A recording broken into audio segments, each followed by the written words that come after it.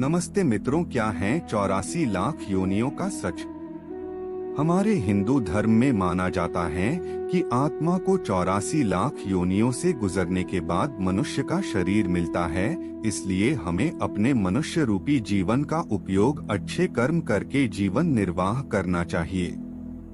तो आखिर ऐसा कैसे संभव है कि आत्मा को 84 लाख योनियों के बाद मनुष्य का जन्म मिलता है? आज हम आपको बताएंगे कि आखिर कैसे मनुष्य को 84 लाख योनियों के जन्म से गुजरकर मानव रूपी जीवन मिलता है, और जब यह मानव योनि इतनी मुश्किल से मिलती तो इस मनुष्य रूपी योनि में हमें क्या क्या कर्म करना चाहिए।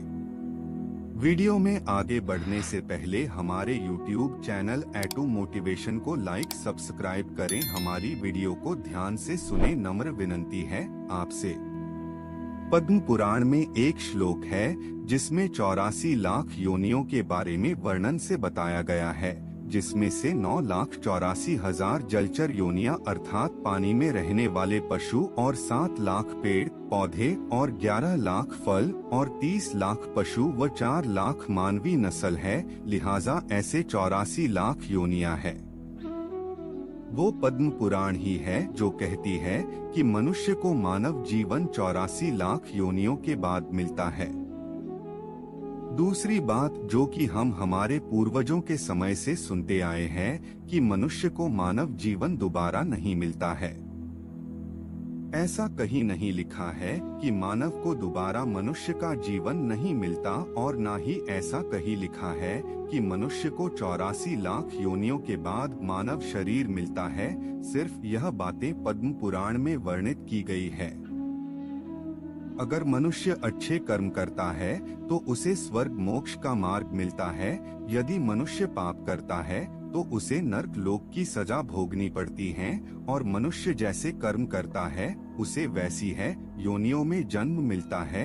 यह बात चाणक्य द्वारा कहे गए श्लोक में पता चलती है, जिसमें चाणक्य कहते हैं कि नष्ट हुए धन फिर से प्राप्त हो सकता है, बिछड़ा हुए मित्र फिर से मिल सकता है, लेकिन मनुष्य जीवन सिर्फ एक बार ही मिलता है। मनुष्य जन्म बेहद दुर्लभ है, जो कि चाणक्य इस श्लोक के माध्यम से समझाने की कोशिश करते हैं। आचार्य चाणक्य ही नहीं बल्कि रामचरितमानस और पद्म पुराण में भी मनुष्य जीवन के बारे में समझाने की कोशिश की गई है। मानव शरीर त्यागने के बाद हमें दोबारा मानव शरीर इसलिए नहीं मिलता है क्योंकि 84 लाख योनियों में केवल मनुष्य ही ऐसी योनि है जिसमें सोच समझकर कर्म करने की इच्छा शक्ति है। केवल मानव ही समझ सकता है कि स्वर्ग क्या है और नरक क्या है, और मानव ही सच और झूठ में फर्क कर सकता है, और सिर्फ मनुष्य ही होता जो सिर्फ ये जान सकता कि अच्छा और बुरा क्या है। वही धर्म और पाप में फर्क जान सकता है। वह केवल मनुष्य ही है जिसको परमात्मा को प्राप्त करने का मार्ग मालूम होता है, और सिर्फ मानव ही आत्मा का रहस्य जान सकता है। इसलिए मानव जब अपने जीवन का त्याग कर देता है तो उस मानव को उसके कर्म के अनुसार ही अगली योनि में जन्म मिलता है, और उस योनि में मानव को सोचने और समझने की क्षमता नहीं होती है, और वो ऐसी ही योनियों में फंसता चला जाता है। और जितना आप इन योनियों में जन्म लेते चले जाते हैं उतना ही मनुष्य रूपी योनि उनसे दूर होती चली जाती हैं। इसलिए ऐसा कहा जाता है कि मनुष्य को 84 लाख योनियों को पार करने के बाद ही मनुष्य रूपी योनि प्राप्त होती है।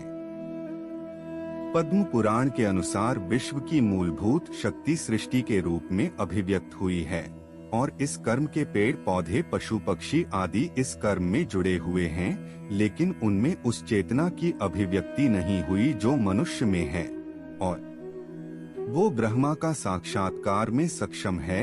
यानी कि वो मानव ही है जो ईश्वर की प्राप्ति के लिए मार्ग खोज सकता है।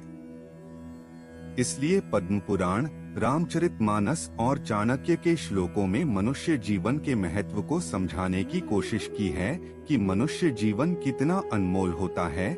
इसलिए हमें सोच समझकर ही कर्म करना चाहिए। आज के लिए बस इतना ही। मिलते हैं न्यू वीडियो पर।